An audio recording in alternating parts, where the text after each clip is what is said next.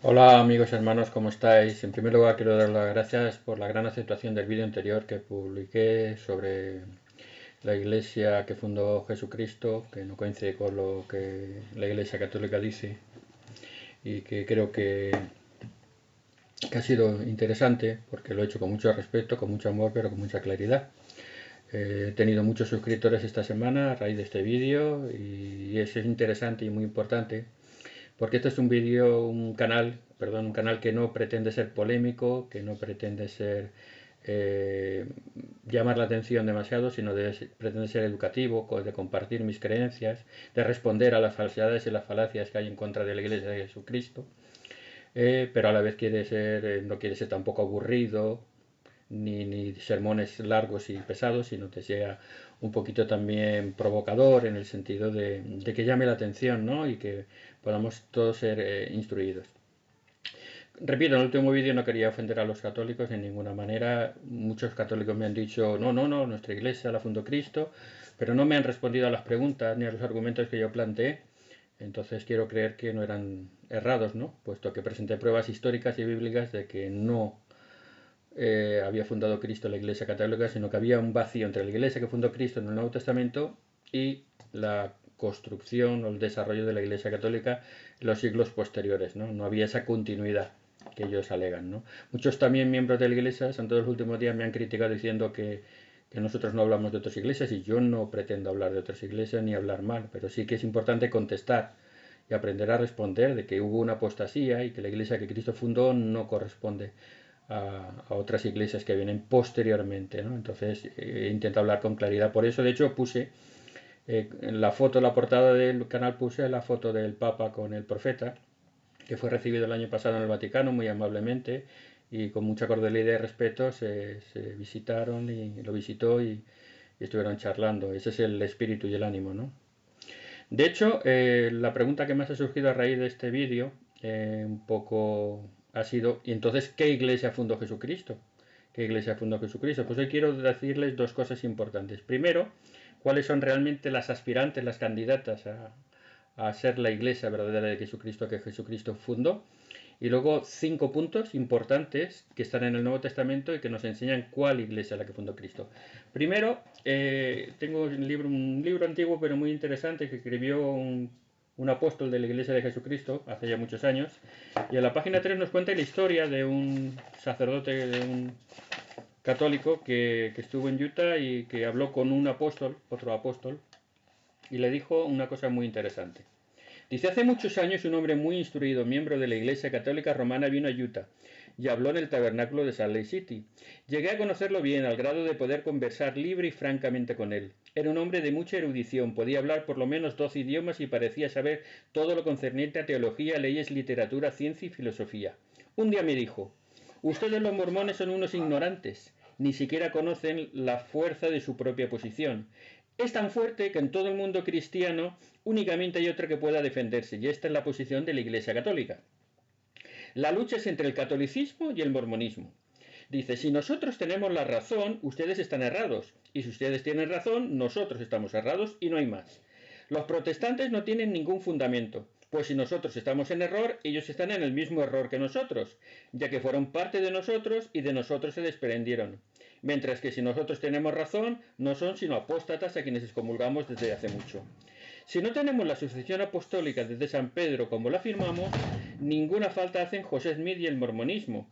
Mas si no tenemos esa sucesión, era necesario que viniese un hombre como José Smith y la posición del mormonismo es la única que es lógica.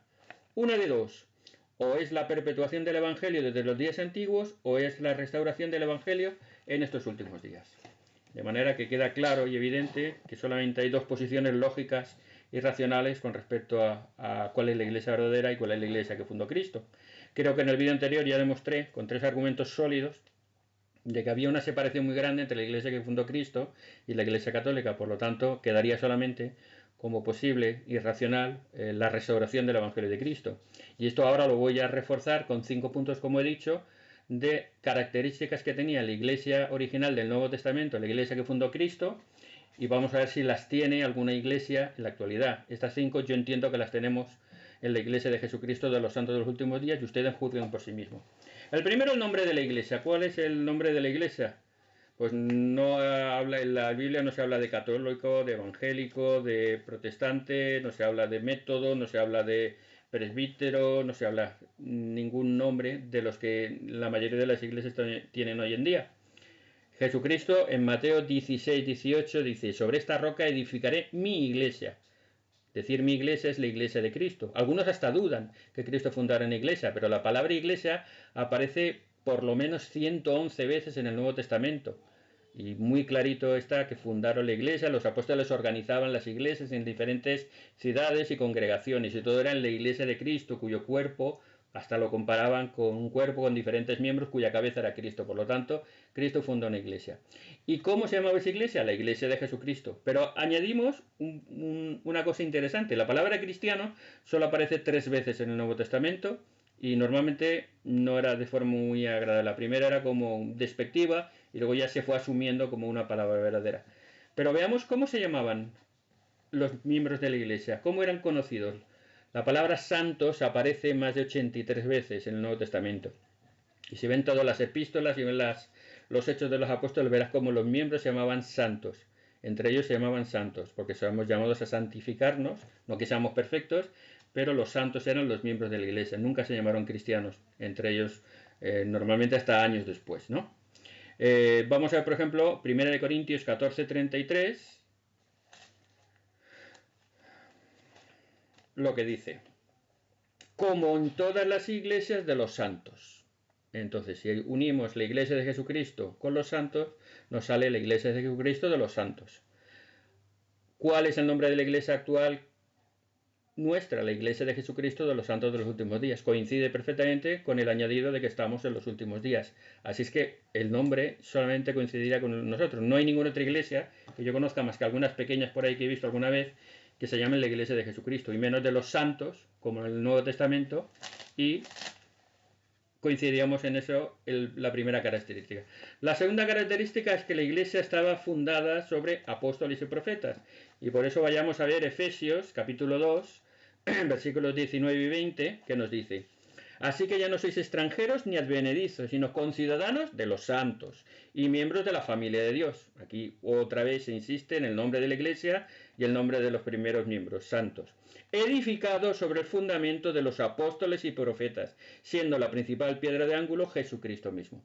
Es decir, que la iglesia de los santos, la iglesia de Jesucristo de los santos, estaba fundada sobre apóstoles y profetas.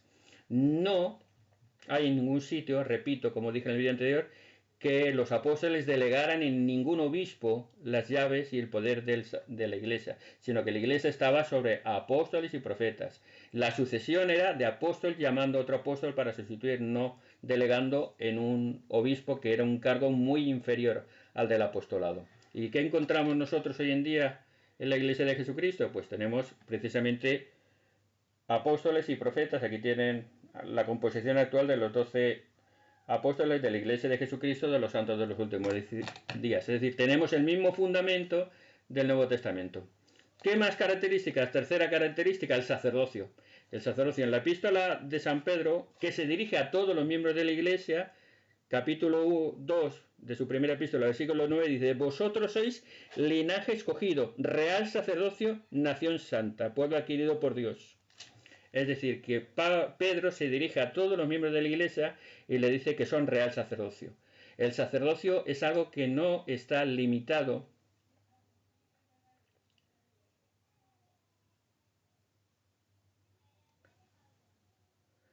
El sacerdocio es algo que no está limitado a una clase especial o a un estudio académico o a una instrucción especial. No es un curso universitario ni una carrera teológica. El sacerdocio es para todos, porque todos somos real sacerdocio.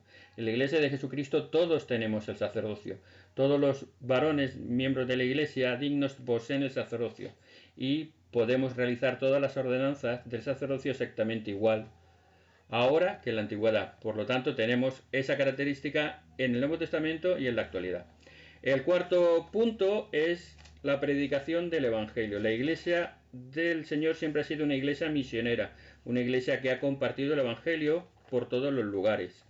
En el Evangelio de Marcos, por ejemplo, podemos ver el capítulo 16.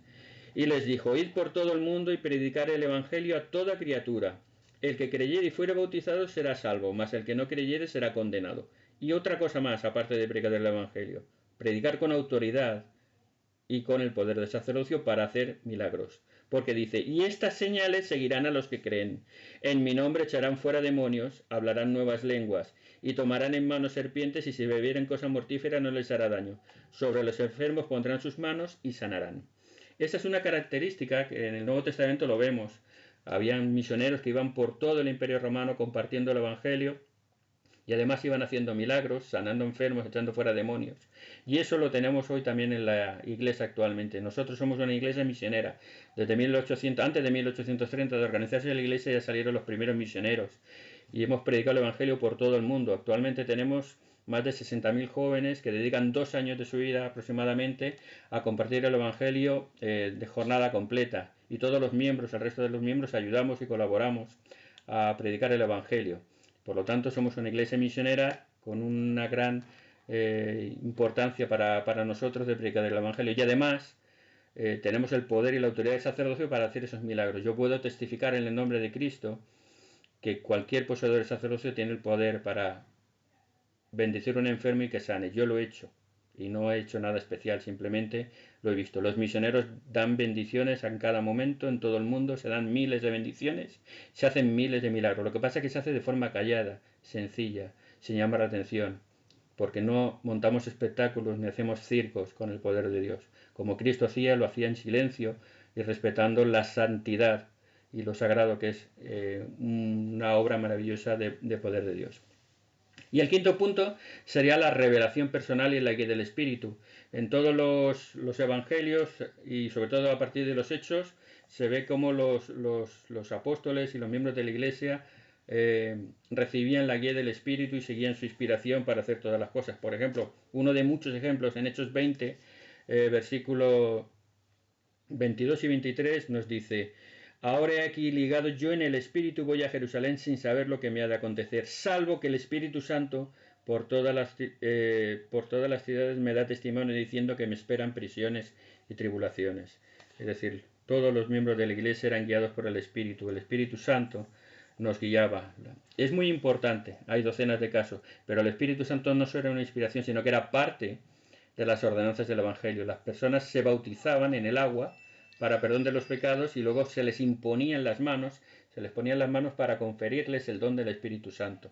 Eso está en el Nuevo Testamento y muchas veces, no tengo tiempo de explicarlo, pero está ahí. Esto es lo importante y esto es lo que nos guía a nosotros. Nosotros seguimos la guía del Espíritu Santo porque tenemos el don del Espíritu Santo. Es lo que decía Pedro: arrepentíos y bautizaos y recibiréis el don del Espíritu Santo. Hechos 2, 37 y 38. Y precisamente por eso y por otras cosas tenemos el libro de Mormón, que es otro testamento de Jesucristo, otro testimonio más, no diferente, sino otro testimonio más de que Jesús es el Cristo. Y nosotros hacemos esta misma invitación siempre a todas las personas: vengan, conozcan y oren. Y hay una promesa al final del libro de Mormón que nos dice: he aquí quisiera exhortaros a que preguntéis estas cosas y que meditéis esas causas. Y si pedís con un corazón sincero, con verdadera intención, teniendo fe en Cristo, Él os manifestará la verdad de estas cosas por el poder del Espíritu Santo, y por el poder del Espíritu Santo podréis conocer la verdad de todas las cosas. Entonces, este es el mismo testimonio que estamos dando de que el Evangelio es verdadero, que el Señor nos guía por medio de su Espíritu y que es importante que sigamos el espíritu de revelación. Están aquí mis nietos. Saliros, por favor, que no me están saludando, ahora los voy a saludar. Bueno, resumiendo, para finalizar, es importante: la iglesia del Nuevo Testamento, que lleva el nombre de Cristo y hace referencia a los santos, que está fundada sobre apóstoles y profetas, que tiene un sacerdocio laico y personal de cada uno de nosotros, que predica el Evangelio con poder y autoridad y hace milagros, y que se guía por la guía del Espíritu Santo y la revelación personal, es la misma iglesia que tenemos hoy en día en la actualidad, la iglesia restaurada de Jesucristo de los santos de los últimos días, con apóstoles y profetas, con un sacerdocio general para todos los varones, que predica el Evangelio mundialmente y tiene el poder de